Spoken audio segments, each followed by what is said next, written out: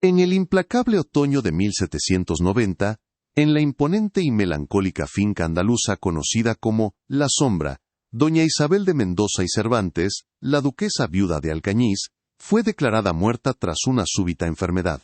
Su sobrina, Catalina, la lloró con una devoción pública que conmovió a toda la nobleza local. Durante décadas, la verdad sobre su final fue un secreto enterrado bajo una lápida de mármol y conveniencia social.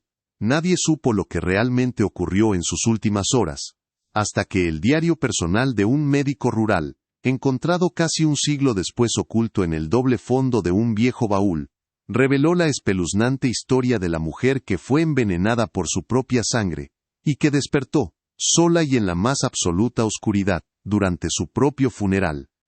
Cómo una mujer despojada de su nombre, de su fortuna y de su propia existencia, puede levantarse de su tumba para reclamar justicia en un mundo que prefiere una mentira cómoda a una verdad escandalosa. ¿De dónde surge la fuerza para luchar cuando la sociedad entera, desde los sirvientes hasta los nobles, ya te ha dado por muerta, te ha llorado y ha seguido adelante? La historia de Isabel no es solo la de una supervivencia casi milagrosa, sino la de una batalla imposible por la identidad contra un sistema diseñado para silenciarla para siempre. Es la crónica de una voz que se negó a permanecer callada, incluso desde las profundidades de la tierra, desafiando el orden establecido con la única arma que le quedaba: la verdad. Antes de revelarte las primeras palabras que el doctor Álvaro de la Serna anotó en su diario secreto esa noche fatídica, y el escalofriante sonido que lo alertó desde el interior de la cripta familiar, deja un comentario diciendo desde qué parte del mundo nos acompañas, y suscríbete al canal. Créeme, lo que estás a punto de descubrir sobre la traición que sufrió esta mujer y la increíble resiliencia de su espíritu, te hará cuestionar los límites del coraje humano. La historia que el tiempo intentó borrar se niega a permanecer en el olvido, y merece ser escuchada hasta su última y sorprendente consecuencia. Te prometo que el viaje a las entrañas de esta injusticia cambiará tu percepción sobre la fortaleza del espíritu humano. A sus 52 años, doña Isabel era una figura de serena dignidad, una belleza madura cuyo cabello negro, salpicado de hilos de plata, hablaba de una vida de deber y resignación.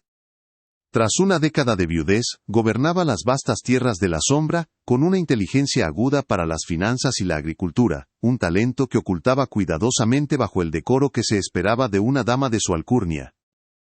Pero en los salones de su propia casa, se sentía como una reliquia, un eco de un poder que se desvanecía. Sin herederos directos, su título pasaría a un sobrino lejano.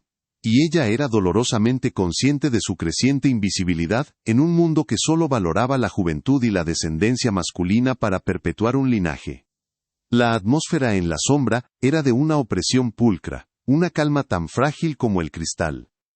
Los días transcurrían en un silencio pesado, roto únicamente por el tintineo de la platería durante cenas solitarias, o las preguntas excesivamente solícitas de su sobrina, Catalina, sobre su salud. Isabel se sentía vigilada, administrada en su propio hogar como si ya fuera un fantasma. Los sirvientes más jóvenes desviaban la mirada hacia Catalina, la futura señora, y los nobles vecinos la trataban con una deferencia condescendiente, como si le hablaran a un recuerdo. El otoño inclemente, con sus lluvias frías y sus jardines convertidos en un laberinto de lodo y hojas muertas, parecía un reflejo de su alma, aprisionándola en una elegante decadencia. Su rutina era un ritual de melancolía disciplinada. Despertaba con el lejano tañido de la capilla, tomaba un desayuno que apenas probaba y se refugiaba durante horas en la biblioteca. Allí, entre libros de contabilidad y mapas de sus olivares, era donde verdaderamente vivía. Era su único santuario, el lugar donde su mente, y no su título, tenía valor. Su único anhelo secreto era simple: tener una conversación genuina, desprovista de las máscaras de la aristocracia. Su única confidente era Elara, su doncella personal desde hacía más de 30 años, una mujer leal que había aprendido a leer el lenguaje de los suspiros de su señora y entendía la profunda soledad que se escondía tras su impecable postura. Catalina de Mendoza, su sobrina de 28 años, era la personificación de la ambición disfrazada de afecto. Consumida por la envidia y un agudo sentimiento de injusticia, resentía un sistema que le negaba heredar el título ducal por ser mujer. Veía a su tía no como familia, sino como un obstáculo envejecido que se interponía entre ella y la riqueza, el poder y la prominencia que creía merecer desesperadamente. Temerosa de terminar sus días como una solterona dependiente, justificaba su creciente crueldad como un acto de autopreservación. Su poder era sutil y venenoso, aislaba a Isabel socialmente, controlaba quién la visitaba y manipulaba a todo el personal con su impecable actuación de sobrina devota y abnegada. El escenario para la tragedia estaba perfectamente dispuesto, no solo por la malicia de una persona, sino por la indiferencia de muchas. El padre Mateo, el párroco local, era fácilmente influenciado por las generosas donaciones de Catalina a la iglesia, siempre dispuesto a ver la voluntad de Dios en los acontecimientos que le favorecían. Mientras, en las cocinas y los pasillos, los sirvientes más jóvenes, impresionados por la vitalidad de la sobrina, esparcían rumores sobre la frágil salud y la mente confusa de la duquesa, cimentando sin saberlo la narrativa que Catalina construía con paciencia. El mundo de Isabel se encogía día a día, y nadie pareció notar que el té que su sobrina le servía cada tarde tenía un nuevo y sutil amargor. En el implacable otoño de 1790, en la imponente y melancólica finca andaluza conocida como La Sombra, doña Isabel de Mendoza y Cervantes, la duquesa viuda de Alcañiz, fue declarada muerta tras una súbita enfermedad. Su sobrina Catalina la lloró con una devoción pública que conmovió a toda la nobleza local. Durante décadas, la verdad sobre su final fue un secreto enterrado bajo una lápida de mármol y conveniencia social. Nadie supo lo que realmente ocurrió en sus últimas horas, hasta que el diario personal de un médico rural, encontrado casi un siglo después oculto en el doble fondo de un viejo baúl, reveló la espeluznante historia de la mujer que fue envenenada por su propia sangre, y que despertó, sola y en la más absoluta oscuridad, durante su propio funeral. Cómo una mujer, despojada de su nombre, de su fortuna y de su propia existencia, puede levantarse de su tumba para reclamar justicia en un mundo que prefiere una mentira cómoda a una verdad escandalosa. ¿De dónde surge la fuerza para luchar cuando la sociedad entera, desde los sirvientes hasta los nobles, ya te ha dado por muerta, te ha llorado y ha seguido adelante? La historia de Isabel no es solo la de una supervivencia casi milagrosa, sino la de una batalla imposible por la identidad contra un sistema diseñado para silenciarla para siempre. Es la crónica de una voz que se negó a permanecer callada, incluso desde las profundidades de la tierra, desafiando el orden establecido con la única arma que le quedaba: la verdad. Antes de revelarte las primeras palabras que el doctor Álvaro de la Serna anotó en su diario secreto esa noche fatídica, y el escalofriante sonido que lo alertó desde el interior de la cripta familiar, deja un comentario diciendo desde qué parte del mundo nos acompañas, y suscríbete al canal. Créeme, lo que estás a punto de descubrir sobre la traición que sufrió esta mujer y la increíble resiliencia de su espíritu, te hará cuestionar los límites del coraje humano. La historia que el tiempo intentó borrar se niega a permanecer en el olvido, y merece ser escuchada hasta su última y sorprendente consecuencia. Te prometo que el viaje a las entrañas de esta injusticia cambiará tu percepción sobre la fortaleza del espíritu humano. A sus 52 años, doña Isabel era una figura de serena dignidad, una belleza madura cuyo cabello negro, salpicado de hilos de plata, hablaba de una vida de deber y resignación. Tras una década de viudez, gobernaba las vastas tierras de la Sombra, con una inteligencia aguda para las finanzas y la agricultura, un talento que ocultaba cuidadosamente bajo el decoro que se esperaba de una dama de su alcurnia, pero en los salones de su propia casa, se sentía como una reliquia, un eco de un poder que se desvanecía.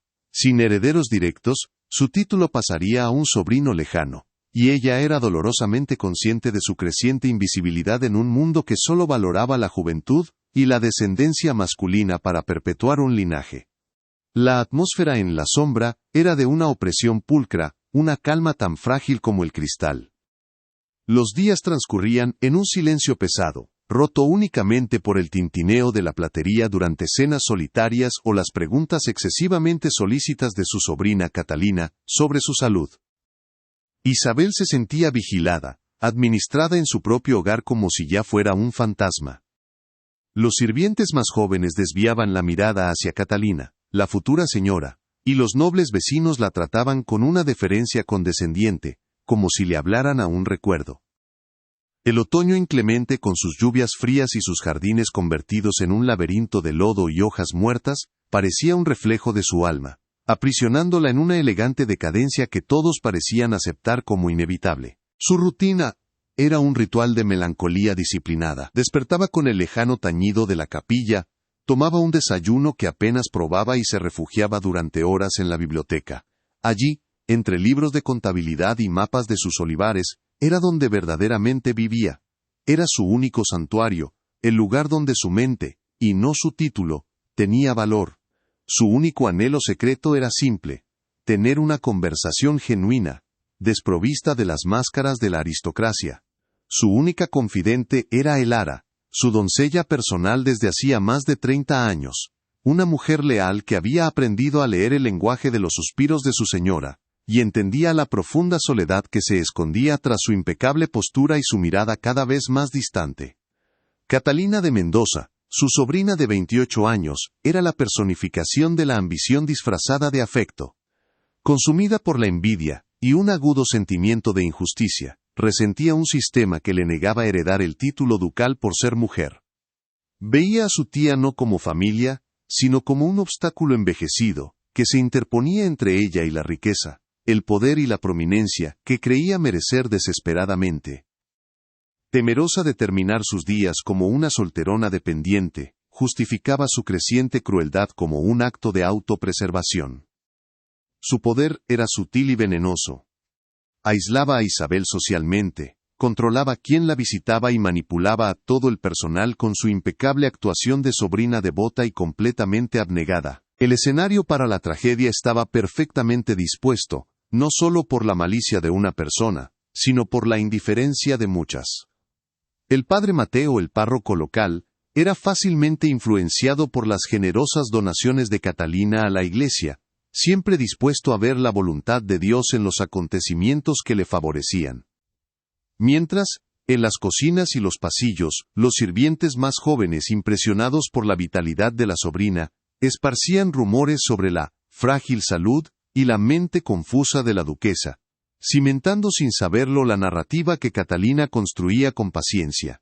El mundo de Isabel se encogía día a día, y nadie pareció notar que el té que su sobrina le servía cada tarde tenía un nuevo y sutil amargor.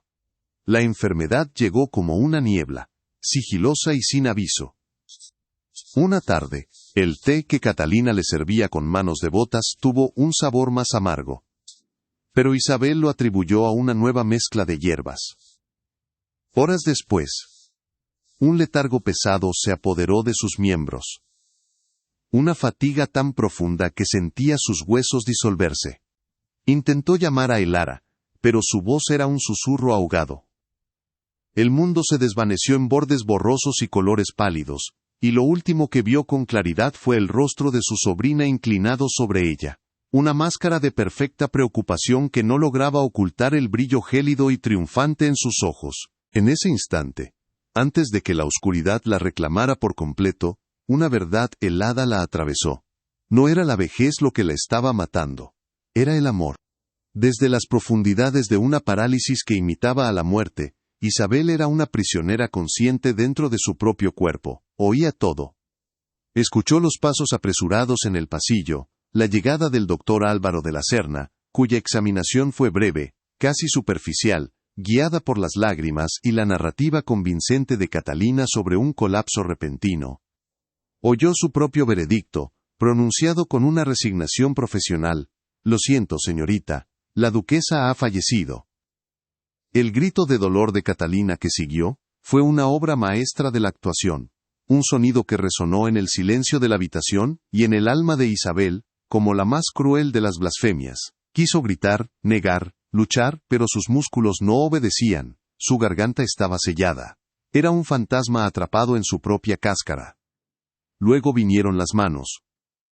Manos frías y eficientes de las sirvientas que, con los ojos enrojecidos y susurrando oraciones, la desvistieron y la prepararon para su último viaje. Sintió el roce áspero de la mortaja contra su piel, el peso de sus propias manos inertes siendo cruzadas sobre su pecho, el olor de los lirios, traídos por docenas para adornar su lecho de muerte, era sofocante. Un perfume dulce que se mezclaba con el aroma de la cera de las velas. Cada gesto, cada susurro de pésame, era una capa más de tierra sobre su tumba prematura. Era una espectadora silente de su propia profanación, despojada de su dignidad, convertida en un objeto de luto, mientras su mente gritaba en un vacío que nadie podía oír, clamando por una vida que le estaban arrancando. El velorio fue una tortura de horas interminables. Yacía en el ataúd abierto, en el gran salón de la sombra, el mismo lugar donde había presidido cenas y bailes. A través de sus párpados cerrados, percibía el parpadeo de las velas, y oía el murmullo de las voces. Eran los nobles de la comarca, desfilando para ofrecer sus condolencias a la pobre y devota Catalina. Escuchaba sus elogios vacíos, sus recuerdos fabricados, sus comentarios sobre la fragilidad de la vida. Cada palabra era una mentira que cimentaba su final. La ironía era tan afilada como un cuchillo. En la muerte, recibía más atención de la que había tenido en sus últimos años de vida, pero era una atención dirigida a un cuerpo vacío, a un recuerdo que estaban ansiosos por sepultar. El momento más atroz llegó con un sonido sordo y definitivo, la tapa del ataúd siendo colocada sobre ella, sumergiéndola en una oscuridad absoluta, total. El último resquicio de luz se extinguió, y con él, cualquier esperanza de un despertar accidental. Luego, el eco de los martillazos, uno tras otro, clavando los clavos que sellaban su destino. Cada golpe retumbaba a través de la madera, vibrando en sus huesos, un requiem brutal para una vida inacabada. El aire, ya viciado por el perfume de las flores, comenzó a enrarecerse. La claustrofobia, una sensación que nunca había conocido, se convirtió en una presencia física, un monstruo invisible que la aplastaba en esa caja de madera, sola con el latido furioso de su propio corazón silenciado. El viaje hacia la cripta familiar fue un balanceo rítmico y macabro. Sentía el vaivén del féretro sobre los hombros de los porteadores, un movimiento que la mecía hacia su tumba. Podía oír el murmullo de la procesión, el canto en latín del padre Mateo grave y solemne, y el crujido de la grava bajo los pies de los dolientes. Era un desfile fúnebre para una mujer que aún vivía, una procesión hacia el olvido que ella misma estaba presenciando desde adentro. El frío de la piedra del mausoleo se filtró a través de la madera cuando finalmente depositaron el ataúd sobre el nicho de mármol. El silencio que siguió fue más aterrador que cualquier ruido, un silencio de finalidad, de abandono. La habían dejado sola en la oscuridad helada para siempre. Fue en esa negrura impenetrable, horas después de que el último eco de paso se desvaneciera, que algo cambió. El veneno, una rara toxina botánica diseñada para inducir una catalepsia profunda, comenzó a perder su poder. Primero fue un espasmo, un temblor involuntario en el dedo meñique de su mano derecha, luego un parpadeo bajo sus párpados sellados. La sensación regresó a sus miembros como un millar de agujas heladas. Intentó tomar aire y su pecho se convulsionó con acento agudo en una tos seca y dolorosa. El oxígeno era escaso, con un sabor metálico a polvo y madera. Y con la primera bocanada de aire consciente, el terror, puro y primordial, la inundó. La verdad de su situación se estrelló contra ella con la fuerza de una lápida. La lucha fue un acto de furia animal. Sus manos, antes cruzadas en una paz impuesta, se alzaron para golpear la tapa de madera. Sus uñas cuidadas y perfectas se rompieron contra la superficie dura, arañando inútilmente el forro de satén. Un gemido gutural escapó de su garganta, un sonido ahogado y patético que la tela y la madera absorbieron sin piedad. El pánico le robaba el poco aire que quedaba, su corazón latía con una violencia que amenazaba con romperle las costillas.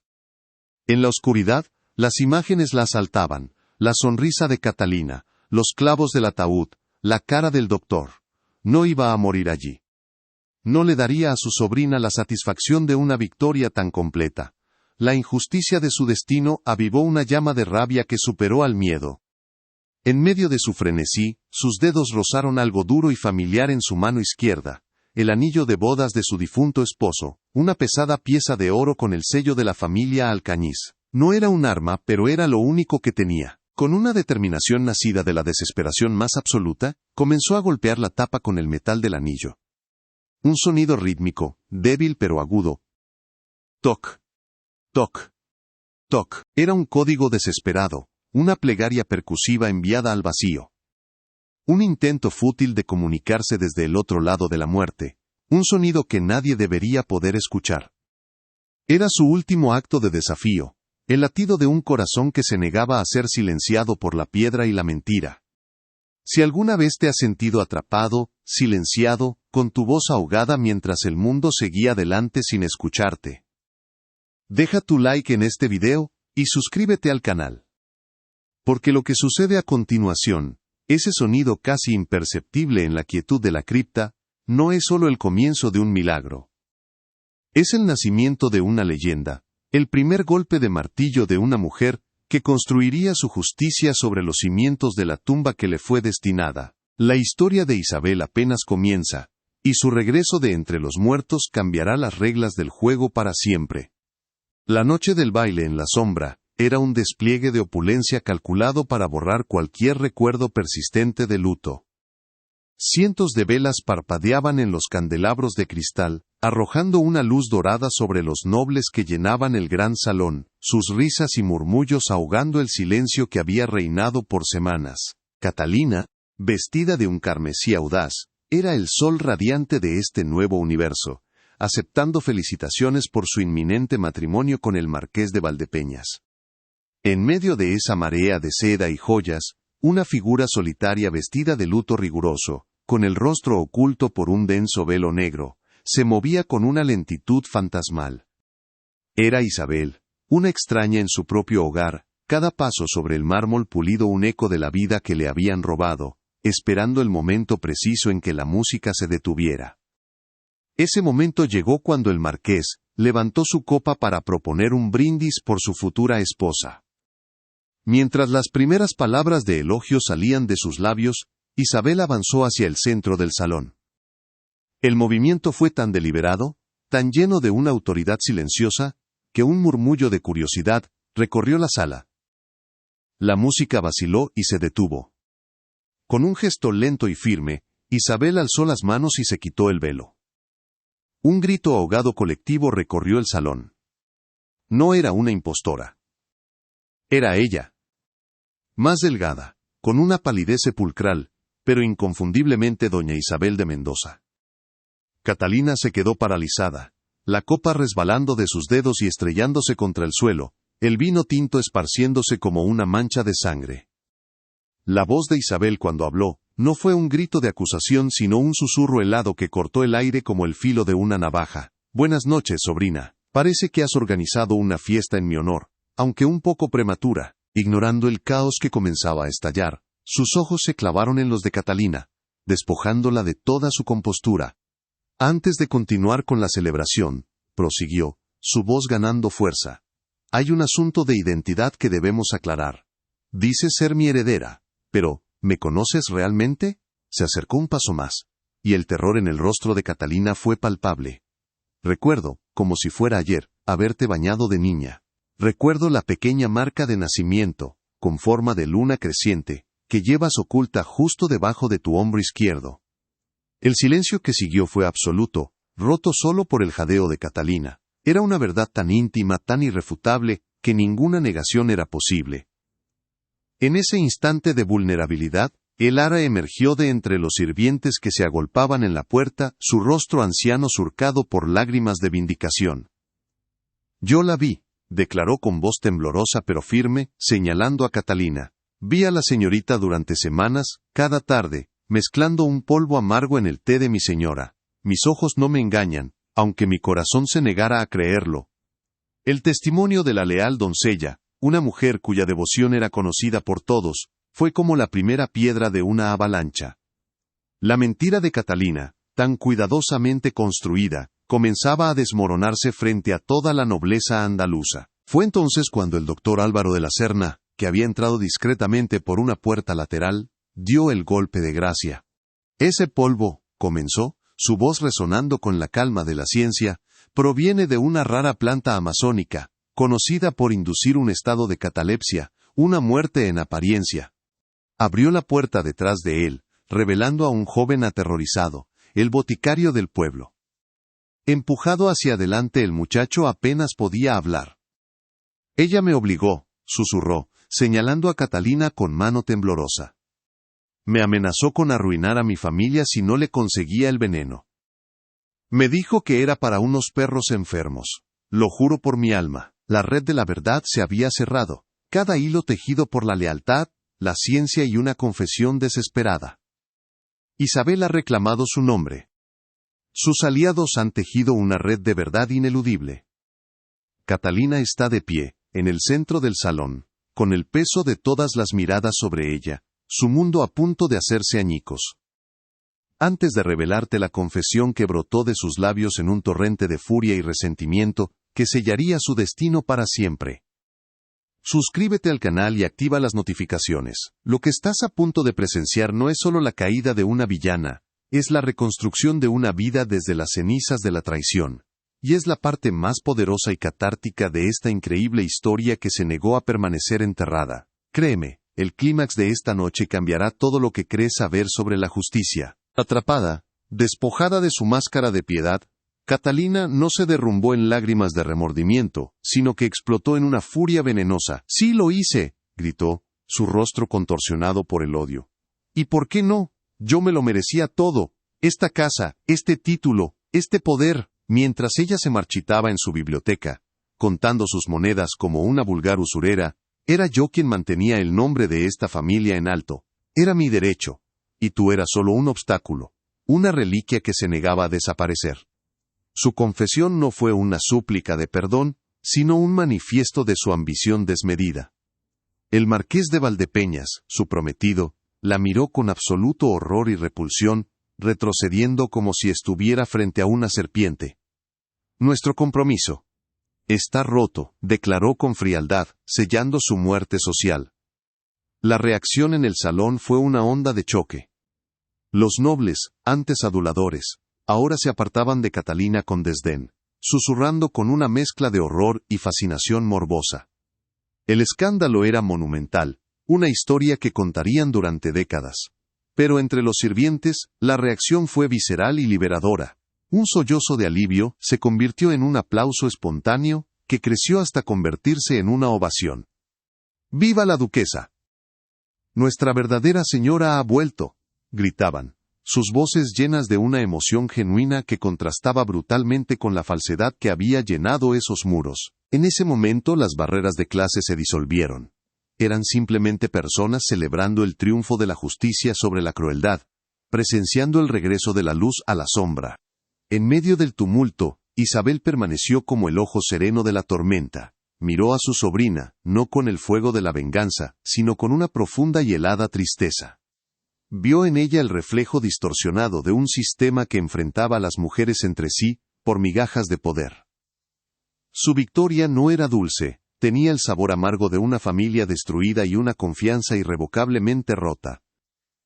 Cuando los guardias convocados por el propio marqués entraron en el salón para llevarse a Catalina, Isabel no dijo una palabra, simplemente asintió, un gesto de finalidad silenciosa. No necesitaba gritar. Su mera presencia, su aliento, su existencia, era la sentencia más poderosa. Había vuelto de la tumba, y con ello, había reclamado no solo su vida, sino el alma de su hogar. Y en ese instante, bajo el brillo de los candelabros que habían sido testigos de su falsa muerte y su verdadero renacimiento, algo cambió para siempre en la sombra. Las viejas reglas de herencia, conveniencia y silencio, que casi la habían sentenciado al olvido, se resquebrajaron. La historia de la duquesa que se levantó de su propia tumba para reclamar justicia no sería un simple cotilleo de salón.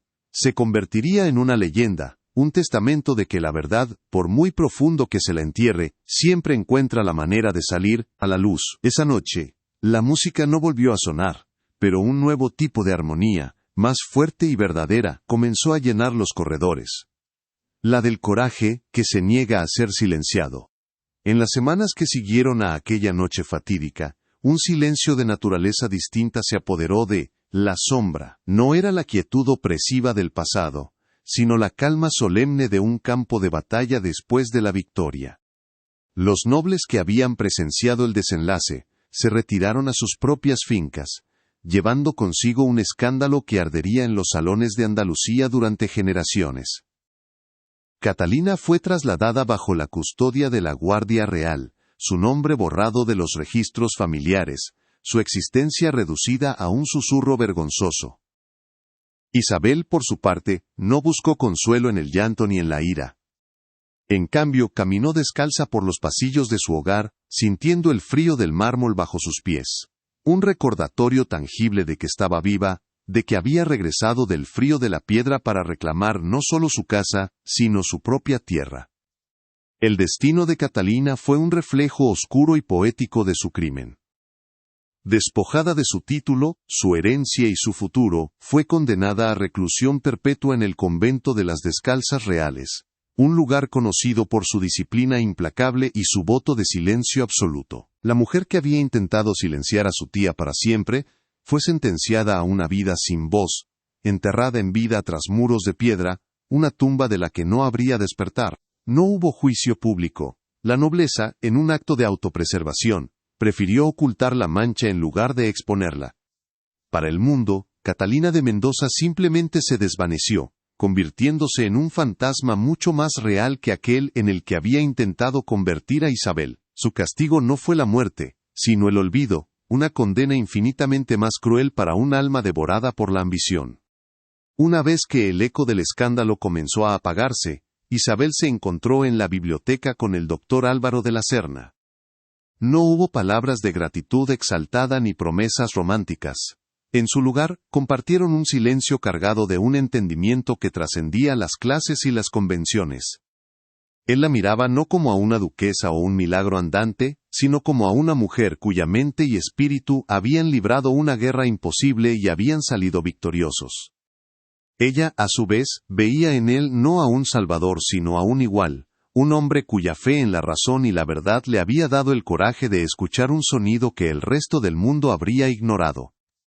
En esa quietud, entre los libros que habían sido su único refugio, se forjó el cimiento de una alianza inquebrantable, una que redefiniría el resto de sus vidas. La transformación de la sombra fue gradual pero profunda. Lo primero que hizo Isabel fue ordenar que se abrieran todas las pesadas cortinas de terciopelo que habían mantenido la mansión en una penumbra perpetua.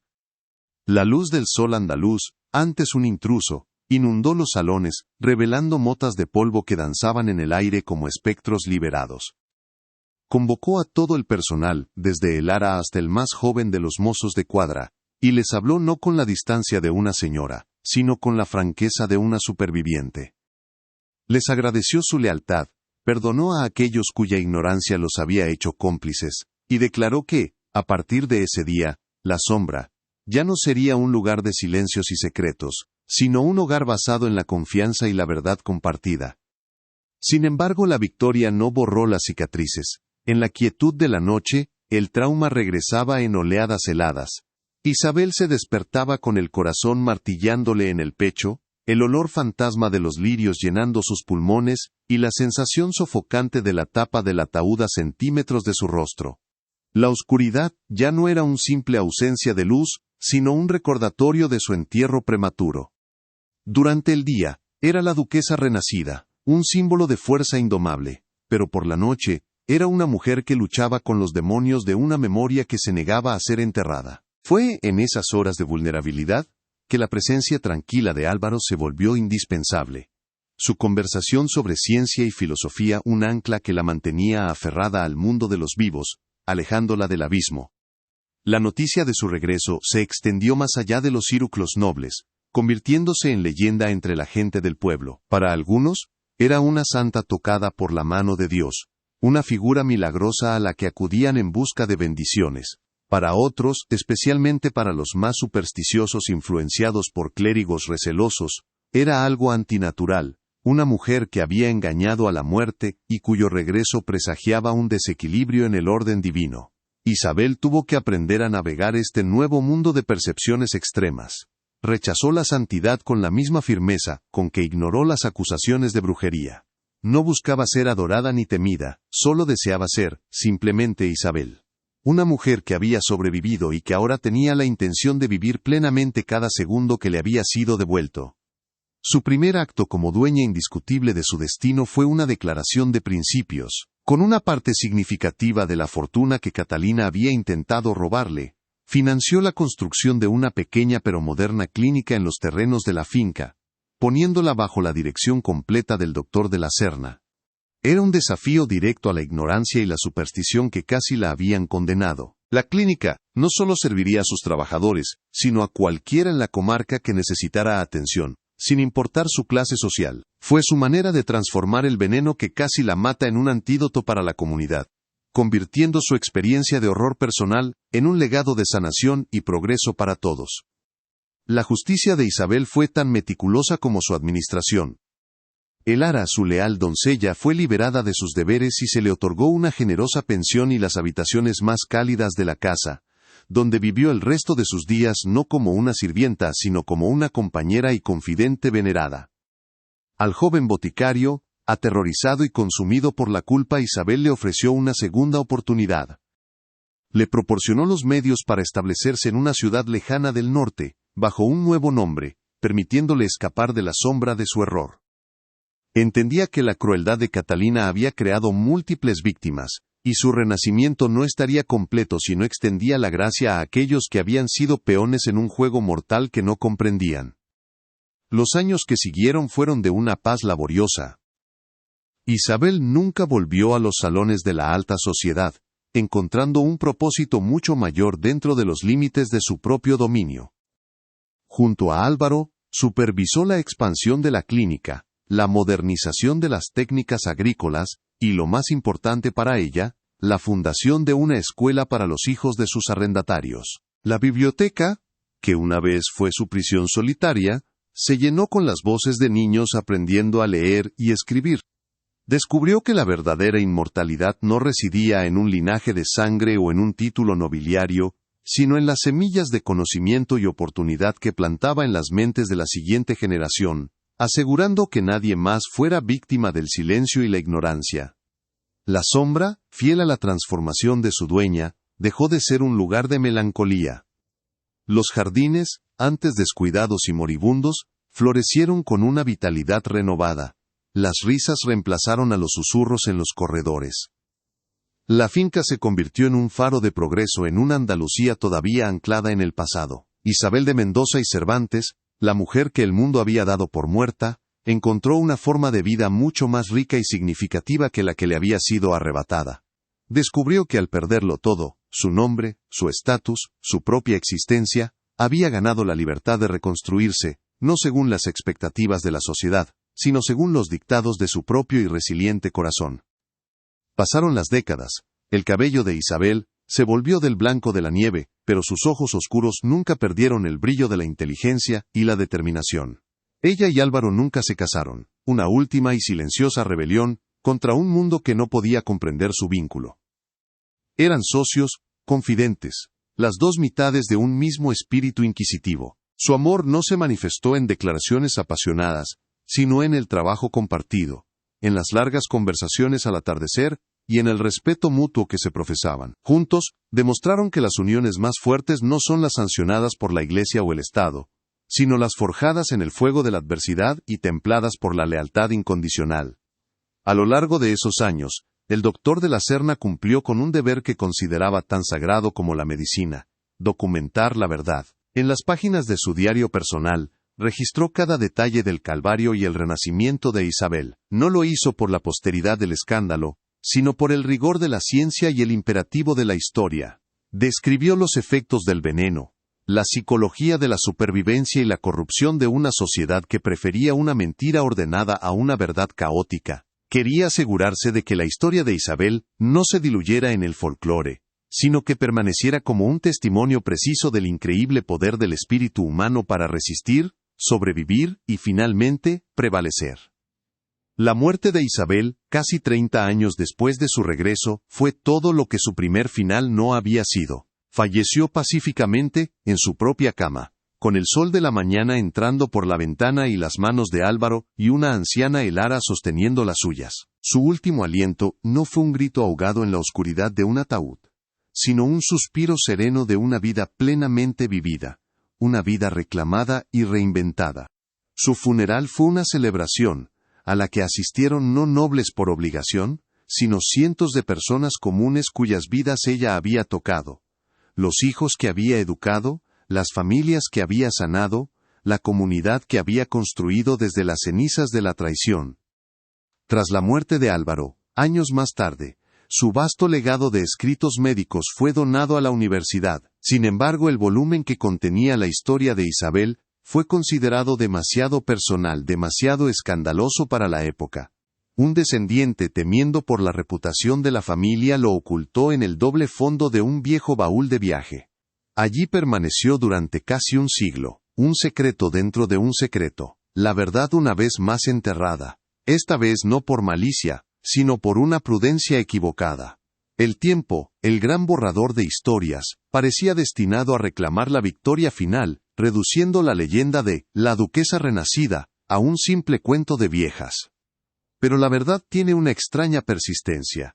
A finales del siglo XIX, durante una mudanza familiar, el baúl fue abierto y su secreto revelado. Un joven bisnieto de Álvaro, un historiador en ciernes, encontró el diario. Con manos temblorosas leyó la increíble historia escrita con la tinta desvaída de su antepasado. Impulsado por una obsesión académica y un sentido de justicia familiar, dedicó años a corroborar los hechos, encontrando registros parroquiales, cartas y documentos legales que confirmaban cada palabra. La leyenda de Isabel de Mendoza y Cervantes fue rescatada del olvido, su historia publicada y su nombre inscrito no solo en la lápida de mármol de su cripta, sino en los anales de la historia. Su legado, por lo tanto, trasciende el tiempo y el lugar. Es un recordatorio de que las estructuras de poder más imponentes pueden ser desafiadas por la voluntad de un solo individuo. Es una lección sobre la traición que a menudo acecha bajo la máscara del afecto, y sobre la lealtad que puede surgir en los lugares más inesperados. La historia de Isabel nos obliga a preguntarnos cuántas otras voces han sido silenciadas, cuántas verdades han sido enterradas bajo el peso de la conveniencia y la tradición. Su lucha no fue solo por su vida, sino por el derecho fundamental a existir, a ser vista y escuchada en un mundo decidido a hacerla desaparecer. Al final, la imagen más perdurable de Isabel no es la de una víctima en un ataúd, ni la de una vengadora en un salón de baile. Es la de una mujer mayor, sentada en el jardín de una finca que ya no es una sombra, sino un refugio de luz. La vemos con un libro en su regazo, el sol calentando su rostro, escuchando las risas de los niños que juegan cerca. Es la imagen de la paz ganada, de la normalidad conquistada. Su mayor victoria no fue exponer a su sobrina ni reclamar su título. Fue el simple y profundo milagro de poder sentir el calor del sol una vez más, y de haber transformado la oscuridad de su tumba en un legado de vida para los demás. Si crees que ninguna voz merece ser silenciada, y que la verdad, por más profundo que se la entierre, siempre debe salir a la luz, comparte esta historia con alguien que necesite un recordatorio de la fuerza del espíritu humano. Y suscríbete al canal para descubrir más destinos que el tiempo intentó borrar, pero que se negaron a permanecer en el olvido. Gracias por escuchar. El veneno, una toxina botánica de una lentitud calculada, comenzó a ceder su control en la quietud helada de la cripta. La primera señal de vida no fue un pensamiento, sino una convulsión, un espasmo involuntario en el dedo meñique de su mano derecha, que rozó el forro de satén del ataúd. Luego, un parpadeo violento bajo sus párpados sellados, una rebelión inútil contra la negrura absoluta. La sensación regresó a sus miembros no como un alivio, sino como una tortura. Un millar de agujas heladas recorriendo sus venas, despertando cada nervio a una agonía que la arrancó del abismo. Intentó tomar aire, y su pecho se contrajo en una tos seca y dolorosa. El oxígeno era escaso, con un sabor metálico a polvo, madera y los lirios que se marchitaban a su alrededor.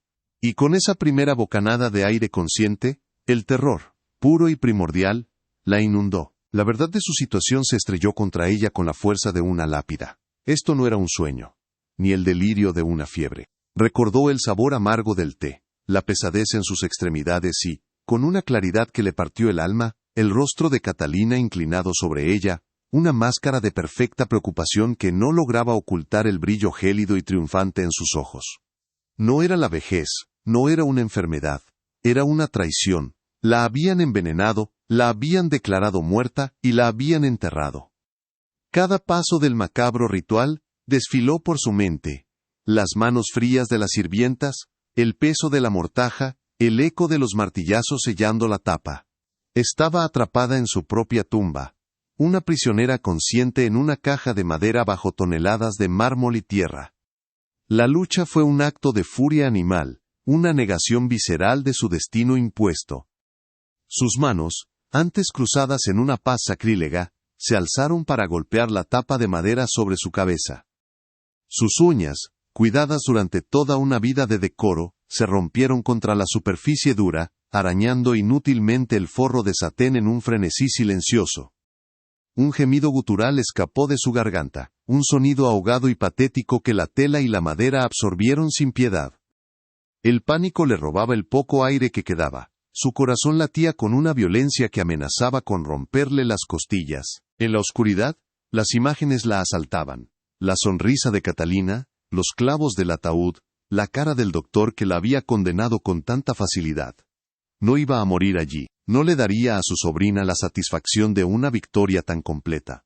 Fue entonces cuando la injusticia de su destino avivó una llama de rabia que superó al miedo.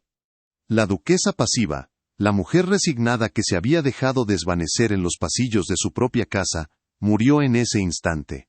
En su lugar, nació una superviviente forjada en el terror y la traición. Ya no sentía el peso de su título ni las cadenas de la etiqueta, solo sentía el pulso furioso de la vida en sus venas, y un deseo ardiente de reclamarla. No por honor, no por riqueza, sino por el simple y brutal derecho a respirar. Cada gramo de su ser se concentró en un único propósito: salir. Romper esa caja, atravesar esa piedra, y caminar de nuevo bajo el sol, aunque solo fuera para ver el rostro de su sobrina una última vez, y hacerle saber que había fracasado.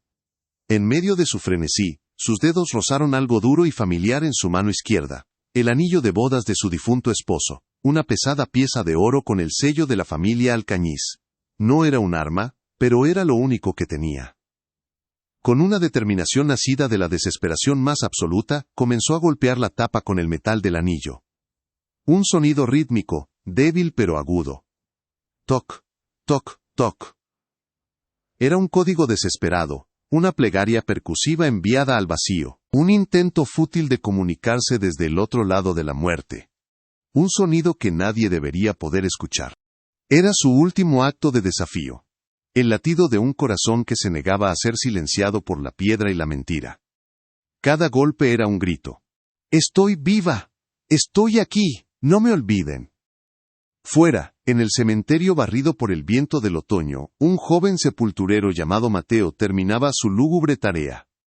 Era su trabajo sellar la entrada de la cripta de los Alcañiz con mortero fresco. El aire era frío, y el único sonido era el silbido del viento entre los cipreses. Fue entonces cuando lo oyó. Un ruido débil, rítmico, casi imperceptible. Al principio, lo descartó. Serían las ramas de un árbol golpeando el techo del mausoleo. O quizás una rata atrapada dentro. Pero el sonido persistía, metódico, insistente. Se detuvo, con la paleta en la mano, y acercó la oreja a la pesada puerta de piedra. El miedo, frío y supersticioso, le erizó el vello de la nuca. Los cuentos de vieja sobre los muertos inquietos inundaron su mente. Estaba a punto de huir cuando el sonido se hizo un poco más fuerte, más desesperado. En ese momento una figura solitaria caminaba por el sendero del cementerio. Era el doctor Álvaro de la Serna.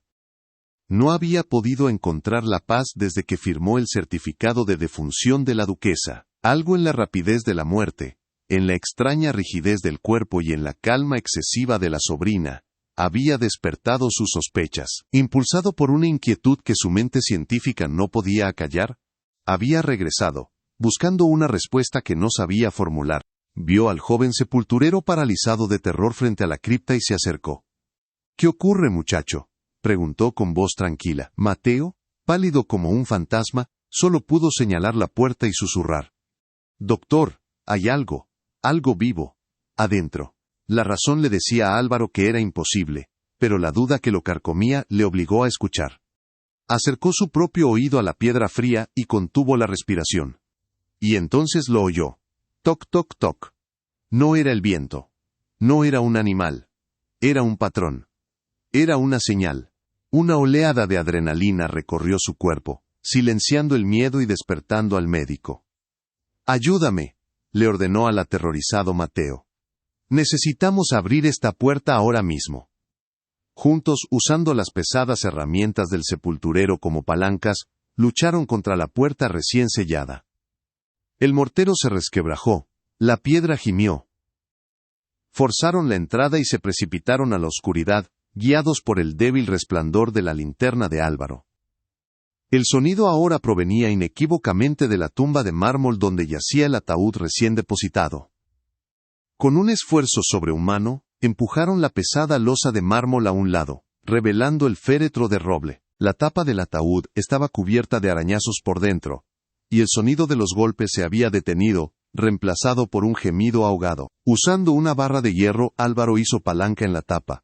Los clavos rechinaron al salir de la madera. Cuando finalmente levantaron la pesada cubierta, la luz de la linterna iluminó una escena de pesadilla y milagro. Doña Isabel de Mendoza yacía allí, con los ojos abiertos de par en par, el rostro pálido y cubierto de sudor, los dedos ensangrentados. Tomó una bocanada de aire fresco, un sonido ronco y desesperado que llenó el silencio de la cripta. Estaba viva, débil, aterrorizada, pero innegablemente viva. El sepulturero cayó de rodillas, santiguándose frenéticamente, mientras el doctor de la Serna, el hombre de ciencia, se encontraba cara a cara con un suceso que desafiaba toda explicación racional. El rescate fue un acto de conspiración silenciosa, ejecutado bajo el manto de una noche sin luna.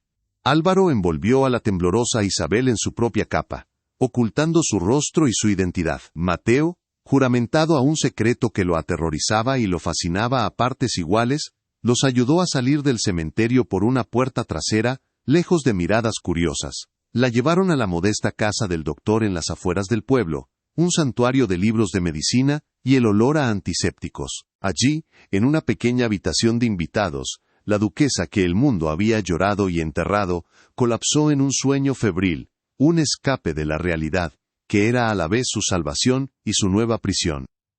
Su cuerpo había escapado de la tumba, pero su mente aún estaba atrapada en la oscuridad sofocante.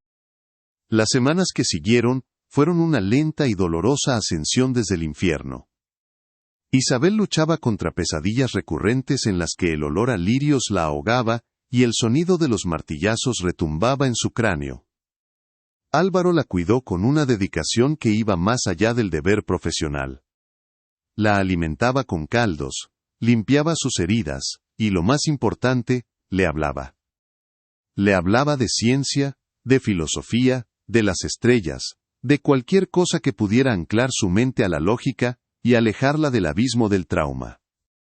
Documentaba meticulosamente cada síntoma, cada recuerdo, convencido de que la verdad de lo ocurrido no era un milagro divino, sino un crimen humano que podía ser explicado y probado.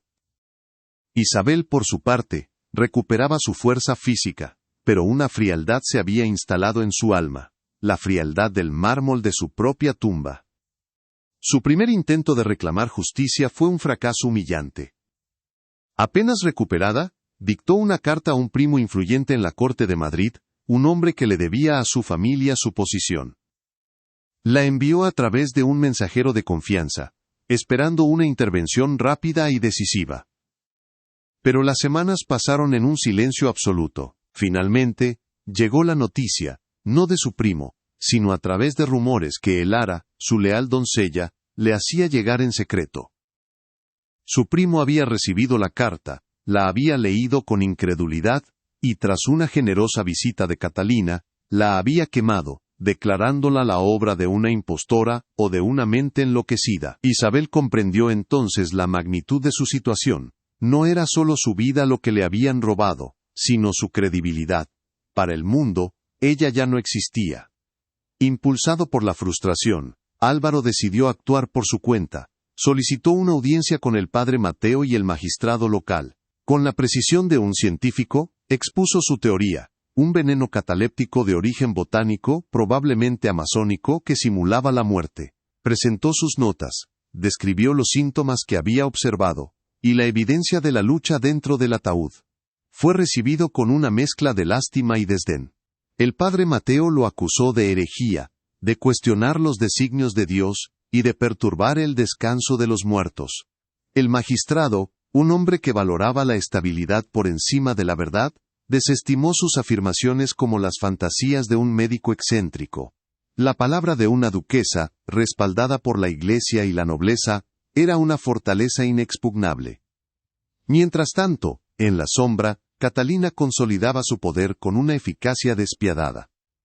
Despidió a los sirvientes más antiguos y leales a Isabel, reemplazándolos con gente nueva que solo le debía lealtad a ella. Comenzó a vender discretamente algunas de las tierras más remotas de la finca, convirtiendo el legado de los Alcañiz en oro contante y sonante, para la sociedad. Interpretaba el papel de la heredera afligida con una maestría consumada, vistiendo lutos elegantes y hablando con voz temblorosa del triste fallecimiento de su querida tía.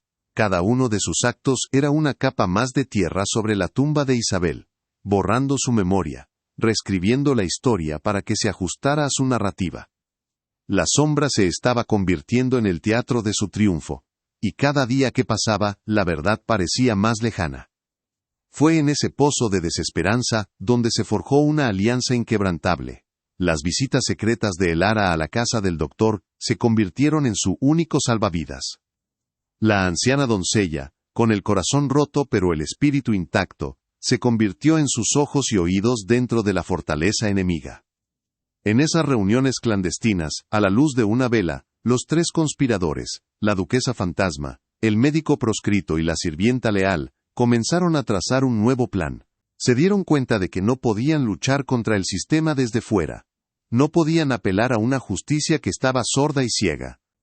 Si querían recuperar lo que les habían robado, tendrían que volver a la fuente del poder, a la sombra misma, y destruir la mentira de Catalina desde dentro, en un acto tan público y escandaloso que nadie pudiera ignorarlo. La oportunidad que necesitaban llegó en forma de una invitación impresa en papel de lujo, que Elara les trajo una noche, oculta en su cesta de costura. Catalina, ansiosa por cimentar su nueva posición y asegurar su futuro, iba a celebrar un gran baile para anunciar formalmente su compromiso con el marqués de Valdepeñas, uno de los nobles más ricos y poderosos de Andalucía.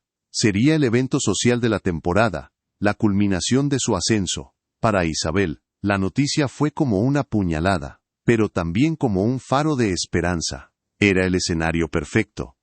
Allí, en el gran salón de su propia casa, rodeada de toda la nobleza que la había dado por muerta, llevaría a cabo su resurrección, no como una víctima suplicante, sino como la verdadera señora de la casa, regresando para reclamar su trono. Álvaro, usando sus contactos en el submundo de los boticarios y herbolarios, se dedicó a una tarea crucial: encontrar al proveedor del veneno. Su búsqueda lo llevó a un joven aprendiz aterrorizado en un pueblo vecino.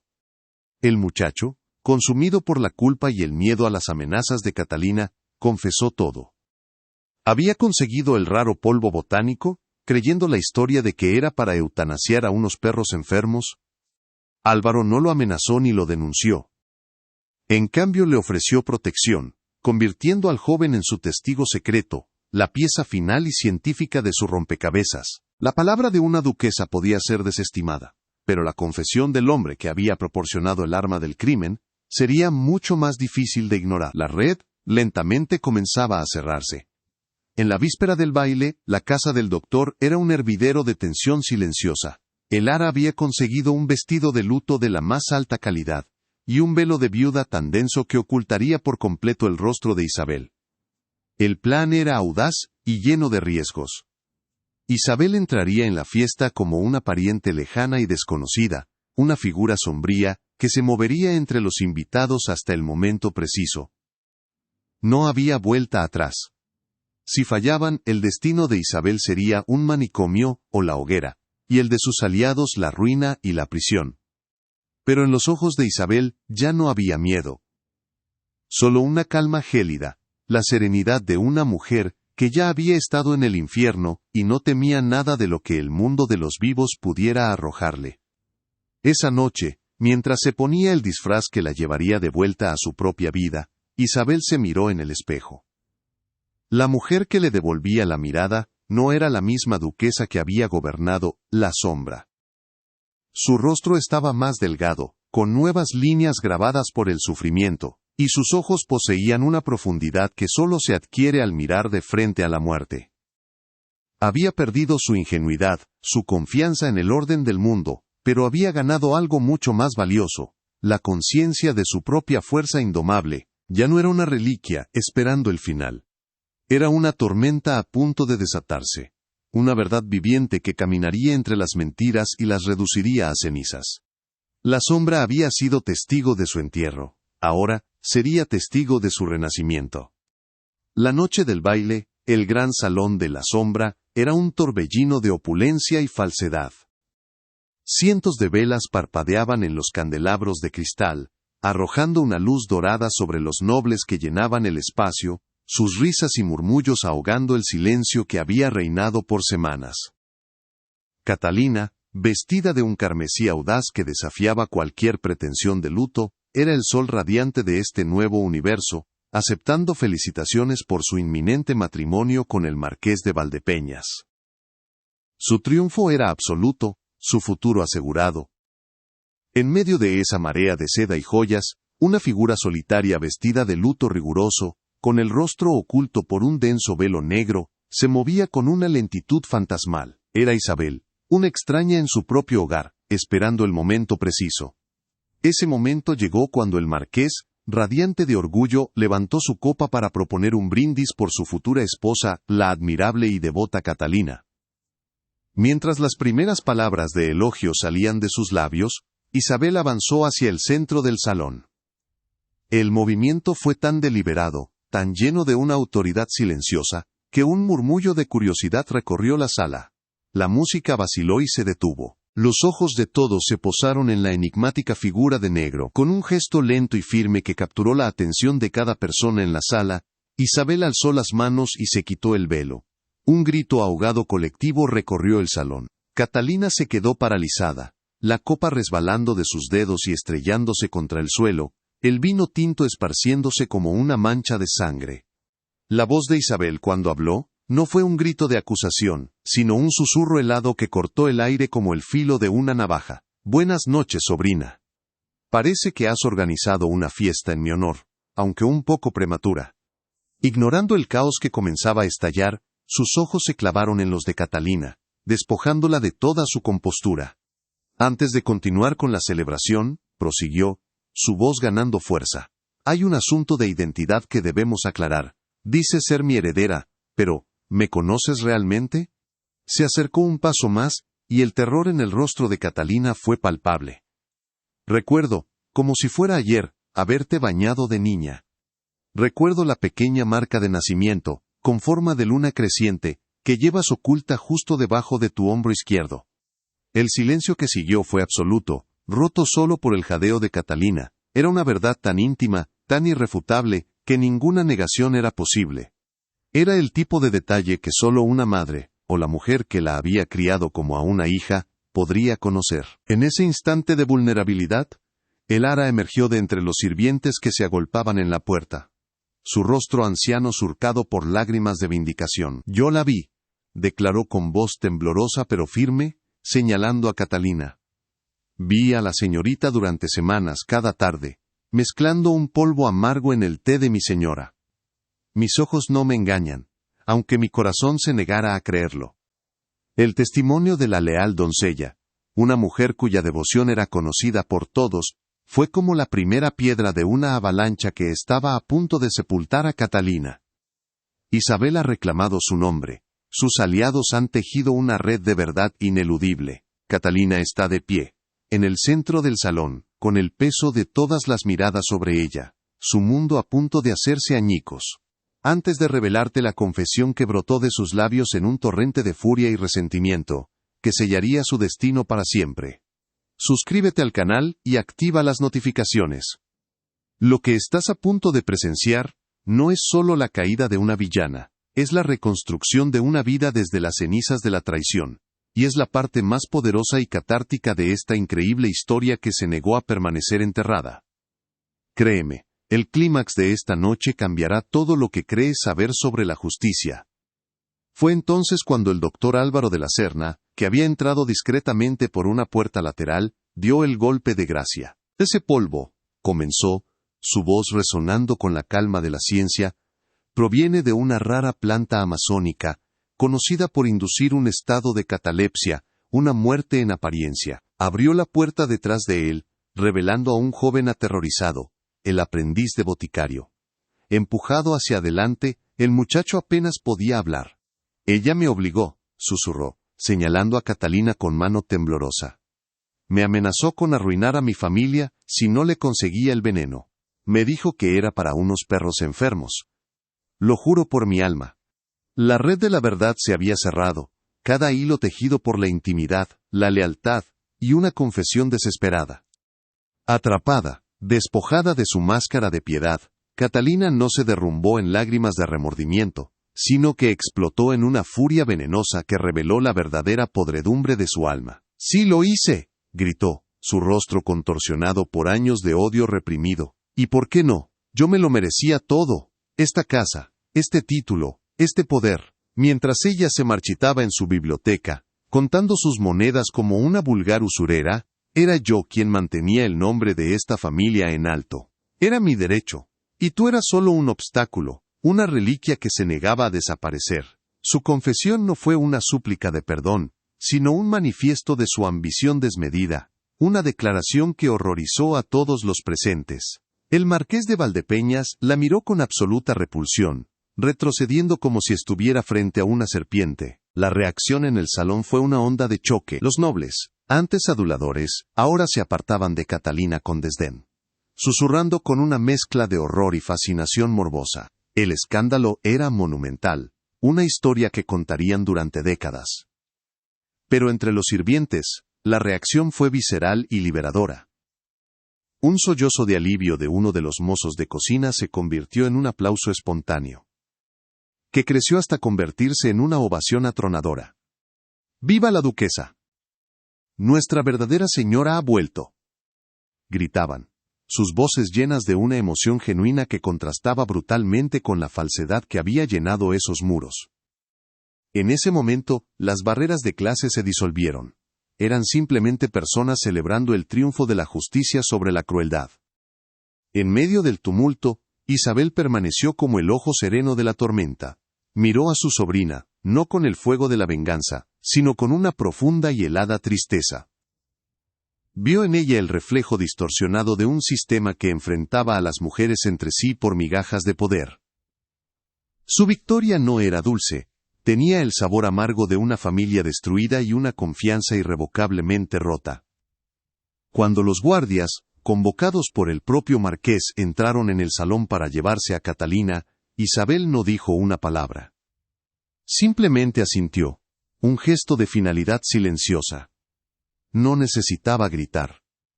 Su mera presencia, su aliento, su existencia, era la sentencia más poderosa. Había vuelto de la tumba, y con ello, había reclamado no solo su vida, sino el alma de su hogar. Y en ese instante, bajo el brillo de los candelabros que habían sido testigos de su falsa muerte y su verdadero renacimiento, algo cambió para siempre en la sombra. Las viejas reglas de herencia, conveniencia y silencio, que casi la habían sentenciado al olvido, se resquebrajaron. La historia de la duquesa, que se levantó de su propia tumba para reclamar justicia, no sería una leyenda, un testamento de que la verdad, por muy profundo que se la entierre, siempre encuentra la manera de salir a la luz.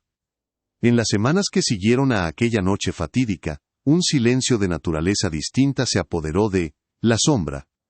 No era la quietud opresiva del pasado, sino la calma solemne de un campo de batalla después de la victoria.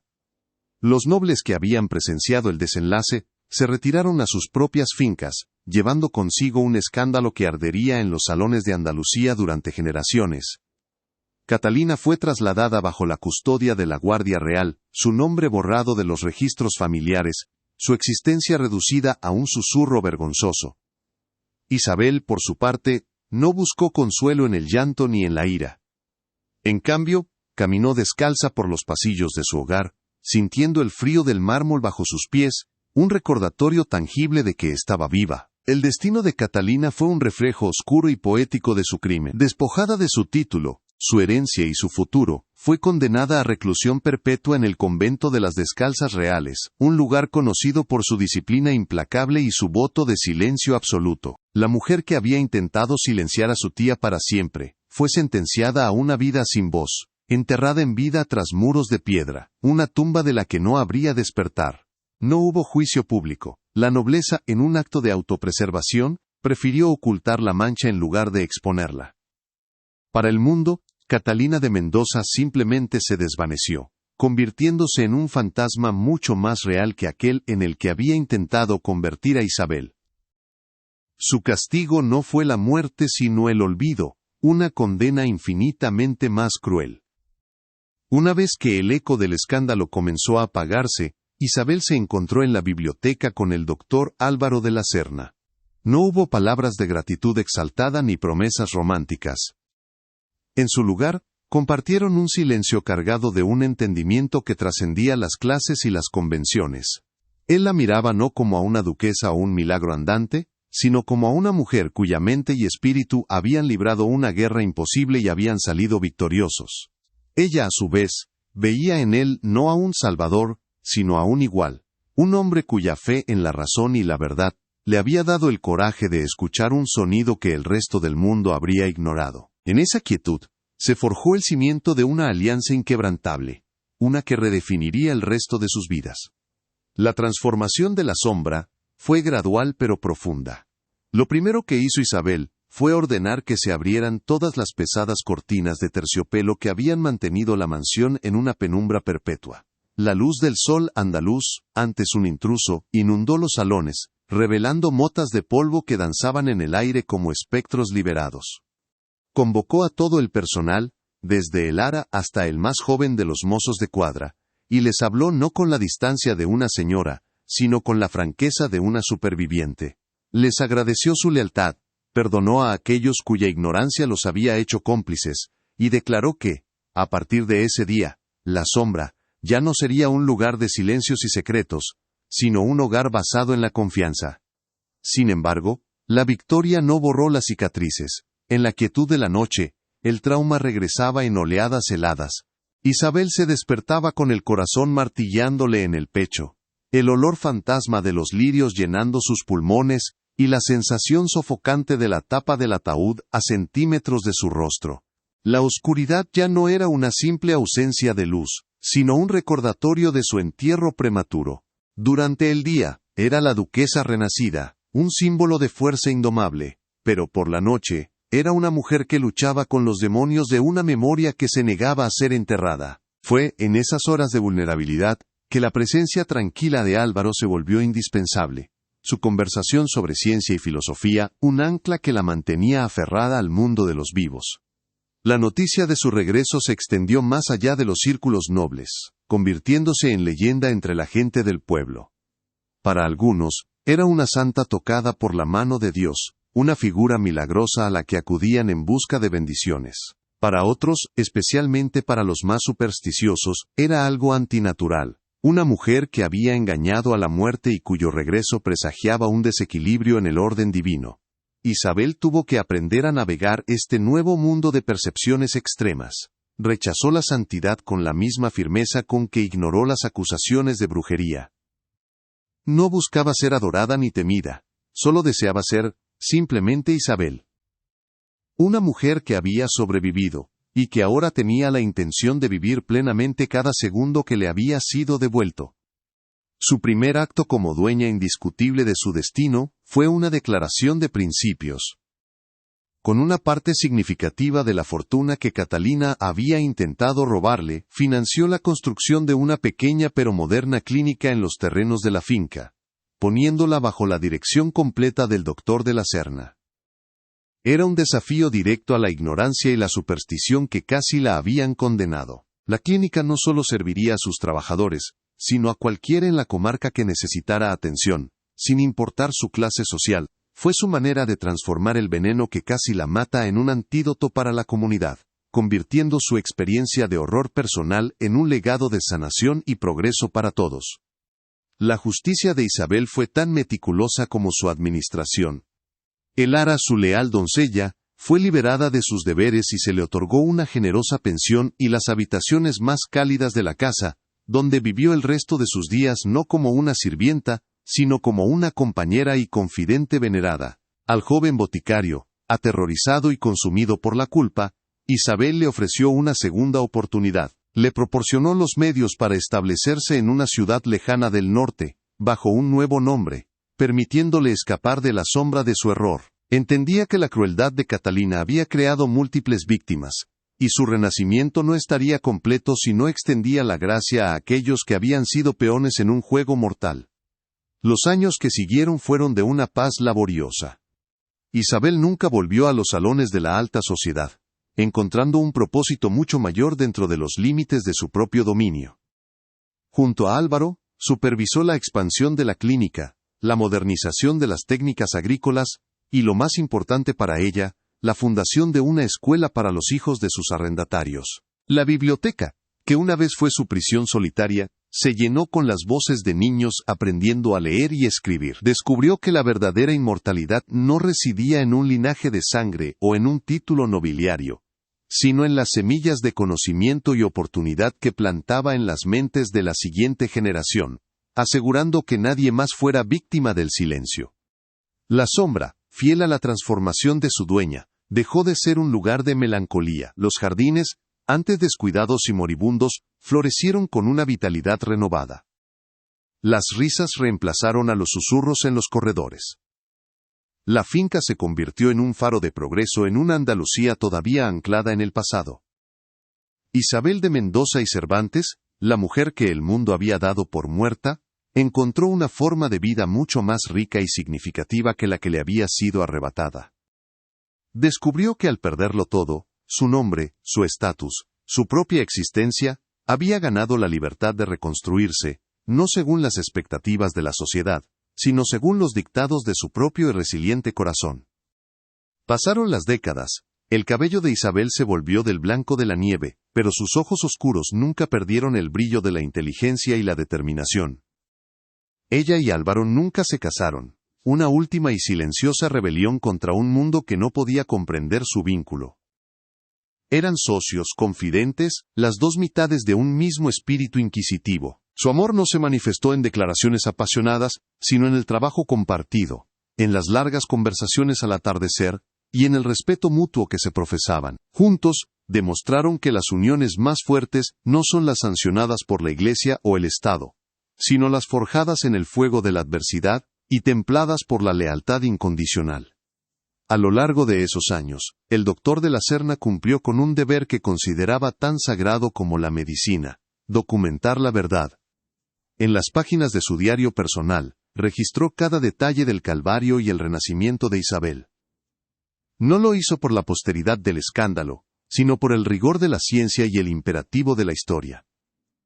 Describió los efectos del veneno, la psicología de la supervivencia y la corrupción de una sociedad que prefería una mentira ordenada a una verdad caótica. Quería asegurarse de que la historia de Isabel no se diluyera en el folclore, sino que permaneciera como un testimonio preciso del increíble poder del espíritu humano para resistir, sobrevivir y finalmente prevalecer.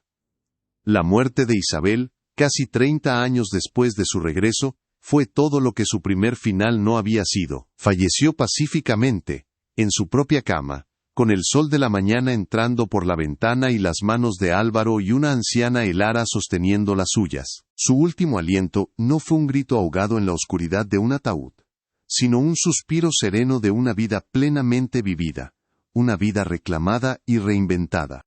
Su funeral fue una celebración, a la que asistieron no nobles por obligación, sino cientos de personas comunes cuyas vidas ella había tocado, los hijos que había educado, las familias que había sanado, la comunidad que había construido desde las cenizas de la traición. Tras la muerte de Álvaro, años más tarde, su vasto legado de escritos médicos fue donado a la universidad. Sin embargo, el volumen que contenía la historia de Isabel fue considerado demasiado personal, demasiado escandaloso para la época. Un descendiente, temiendo por la reputación de la familia, lo ocultó en el doble fondo de un viejo baúl de viaje. Allí permaneció durante casi un siglo, un secreto dentro de un secreto, la verdad una vez más enterrada, esta vez no por malicia, sino por una prudencia equivocada. El tiempo, el gran borrador de historias, parecía destinado a reclamar la victoria final, reduciendo la leyenda de la duquesa renacida a un simple cuento de viejas. Pero la verdad tiene una extraña persistencia. A finales del siglo XIX, durante una mudanza familiar, el baúl fue abierto y su secreto revelado. Un joven bisnieto de Álvaro, un historiador en ciernes, encontró el diario. Con manos temblorosas leyó la increíble historia escrita con la tinta desvaída de su antepasado. Impulsado por una obsesión académica y un sentido de justicia familiar, dedicó años a corroborar los hechos, encontrando registros parroquiales, cartas y documentos legales que confirmaban cada palabra. La leyenda de Isabel de Mendoza y Cervantes fue rescatada del olvido, su historia publicada y su nombre inscrito no solo en la lápida de mármol de su cripta, sino en los anales de la historia. Su legado, por lo tanto, trasciende el tiempo y el lugar. Es un recordatorio de que las estructuras de poder más imponentes pueden ser desafiadas por la voluntad de un solo individuo. Es una lección sobre la traición que a menudo acecha bajo la máscara del afecto, y sobre la lealtad que puede surgir en los lugares más inesperados. La historia de Isabel nos obliga a preguntarnos cuántas otras voces han sido silenciadas, cuántas verdades han sido enterradas bajo el peso de la conveniencia y la tradición. Su lucha no fue solo por su vida, sino por el derecho fundamental a existir, a ser vista y escuchada en un mundo decidido a hacerla desaparecer. Al final, la imagen más perdurable de Isabel no es la de una víctima en un ataúd, ni la de una vengadora en un salón de baile. Es la de una mujer mayor, sentada en el jardín de una finca que ya no es una sombra, sino un refugio de luz. La vemos con un libro en su regazo, el sol calentando su rostro, escuchando las risas de los niños que juegan cerca. Es la imagen de la paz ganada, de la normalidad conquistada. Su mayor victoria no fue exponer a su sobrina ni reclamar su título. Fue el simple y profundo milagro de poder sentir el calor del sol una vez más, y de haber transformado la oscuridad de su tumba en un legado de vida para los demás. Si crees que ninguna voz merece ser silenciada y que la verdad, por más profundo que se la entierre, siempre debe salir a la luz, comparte esta historia con alguien que necesite un recordatorio de la fuerza del espíritu humano. Y suscríbete al canal para descubrir más destinos que el tiempo intentó borrar, pero que se negaron a permanecer en el olvido. Porque en los corredores fríos de La Sombra, se descubrió que la verdadera tumba no está hecha de mármol y tierra, sino de silencio y olvido. Y ella había decidido que, mientras tuviera aliento, su historia y su corazón se negarían a ser enterrados. Las semanas que siguieron fueron una lenta y dolorosa ascensión desde el infierno. Refugiada en la modesta casa del doctor, Isabel luchaba contra pesadillas recurrentes en las que el olor a lirios la ahogaba, y el sonido de los martillazos retumbaba en su cráneo. La oscuridad ya no era una simple ausencia de luz, sino un recordatorio de su entierro prematuro. Una presencia tangible que la hacía despertar con el corazón martillándole en el pecho. Álvaro la cuidó con una dedicación que iba más allá del deber profesional. La alimentaba con caldos, limpiaba las heridas de sus dedos ensangrentados, y lo más importante, le hablaba. Le hablaba de ciencia, de filosofía, de las estrellas, de cualquier cosa que pudiera anclar su mente a la lógica y alejarla del abismo del trauma, mientras documentaba meticulosamente cada síntoma, convencido de que la verdad no era un milagro, sino un crimen humano que podía ser probado. Su primer intento de reclamar justicia fue un fracaso humillante, una dolorosa lección sobre su nueva e impotente realidad. Apenas recuperada, con la mano aún temblorosa, dictó una carta a un primo influyente en la corte de Madrid, un hombre que le debía a su familia su posición y su fortuna. La envió a través de un mensajero de absoluta confianza, esperando una intervención rápida y decisiva, convencida de que los lazos de sangre y el honor de la nobleza prevalecerían sobre cualquier mentira. En su mente, todavía era la duquesa de Alcañiz, cuya palabra era ley. Esperó durante días, luego semanas, aferrada a la creencia de que el orden del mundo, su mundo, se restablecería tan pronto como su voz fuera escuchada por las personas correctas. El silencio, que recibió como respuesta, fue más ensordecedor que cualquier grito. La revelación llegó una noche lluviosa, traída por Elara, su leal doncella, cuyas visitas secretas eran su único vínculo con el mundo que había perdido. Elara le contó, con lágrimas de rabia, la verdad: su primo había recibido la carta, la había leído con incredulidad, y tras una generosa visita de Catalina cargada de promesas y oro, la había quemado. Había declarado la misiva como la obra de una impostora desquiciada, o, peor aún, de una mente enloquecida por el dolor que buscaba usurpar la identidad de la difunta duquesa. En ese instante, Isabel comprendió la magnitud de su situación. No era solo su vida lo que le habían robado, sino su credibilidad. Para el mundo, ella ya no existía. Era un fantasma cuya voz había sido silenciada por la conveniencia y la codicia. Un espectro sin nombre ni honor.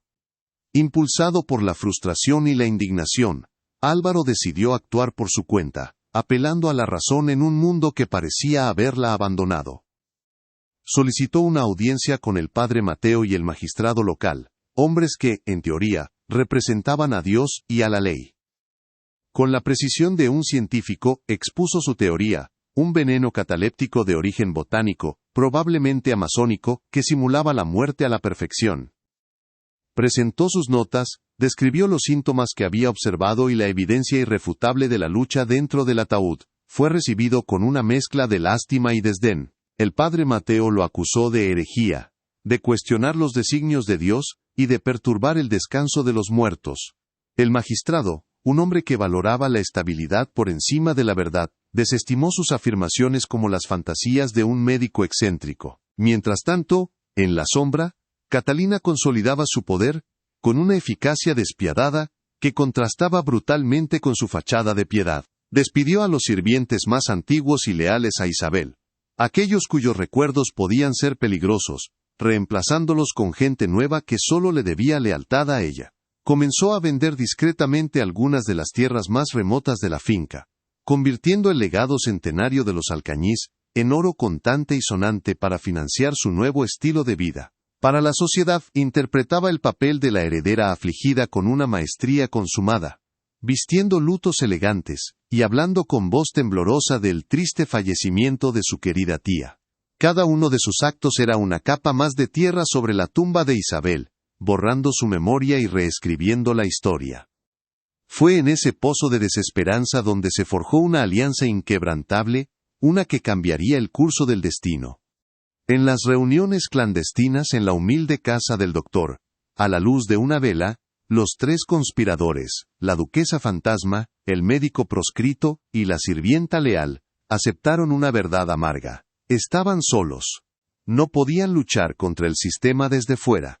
No podían apelar a una justicia que estaba sorda y a una nobleza que estaba comprada. Si querían recuperar lo que les habían robado, tendrían que llevar la guerra al corazón del territorio enemigo. Debían destruir la mentira de Catalina desde dentro, en un acto tan público y escandaloso, que nadie pudiera ignorarlo. La desesperación se transformó en una estrategia fría y calculada. El tiempo de las súplicas había terminado. Había llegado el tiempo de la insurrección. La oportunidad que necesitaban llegó en forma de una invitación impresa en papel de lujo, que Elara les trajo una noche, oculta en su cesta de costura. Catalina, ansiosa por cimentar su nueva posición y asegurar su futuro, iba a celebrar un gran baile para anunciar formalmente su compromiso con el marqués de Valdepeñas, uno de los nobles más ricos y poderosos de Andalucía. Sería el evento social de la temporada, la culminación de su ascenso, la celebración de su victoria. Para Isabel, la noticia fue como una puñalada, pero también como un faro de esperanza en la oscuridad. Era el escenario perfecto. Allí, en el gran salón de su propia casa, rodeada de toda la nobleza que la había dado por muerta, llevaría a cabo su resurrección, no como una víctima suplicante, sino como la verdadera señora de la casa. Mientras el plan tomaba forma, Álvaro se dedicó a una tarea crucial: encontrar la prueba científica que sustentara su teoría. Usando sus contactos en el submundo de los boticarios y herbolarios, siguió el rastro del raro veneno. Su búsqueda lo llevó a un joven aprendiz aterrorizado en un pueblo vecino, un muchacho cuya conciencia lo consumía. Con paciencia y empatía, Álvaro escuchó su historia. El joven confesó haber conseguido el raro polvo botánico para la señorita Catalina, creyendo su elaborada mentira de que era para eutanasiar a unos perros viejos y enfermos que sufrían en la finca. La confesión del muchacho era el eslabón perdido, la pieza de evidencia tangible que transformaba la increíble historia de Isabel de un posible milagro a un caso de intento de asesinato fríamente calculado. Álvaro no amenazó ni denunció al joven boticario. Vio en sus ojos no a un cómplice sino a otra víctima de la manipulación de Catalina. En cambio, le ofreció protección, una salida a su pesadilla de culpa y miedo. Le prometió un futuro lejos de allí, a cambio de su testimonio en el momento preciso. El muchacho, aliviado y agradecido, aceptó. Con este acto, Álvaro no solo aseguró a su testigo secreto, sino que demostró que la verdadera justicia no siempre se logra con castigo, sino a veces con compasión. La palabra de una duquesa muerta podía ser desestimada, la de un médico excéntrico ridiculizada, pero la confesión del hombre que había proporcionado el arma del crimen sería mucho más difícil de ignorar. La red lentamente comenzaba a cerrarse. En la víspera del baile, la casa del doctor era un hervidero de tensión silenciosa.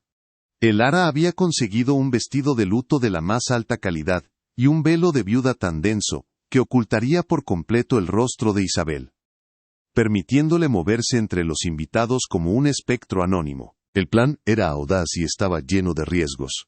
Si fallaban, el destino de Isabel sería un manicomio o la hoguera, y el de sus aliados, la ruina y la prisión. Pero en los ojos de Isabel ya no había miedo. Solo una calma gélida, la serenidad de una mujer que ya había estado en el infierno. Mientras se ponía el disfraz que la llevaría de vuelta a su propia vida, se miró en el espejo. La mujer que le devolvía la mirada era una tormenta a punto de desatarse. La sombra había sido testigo de su entierro.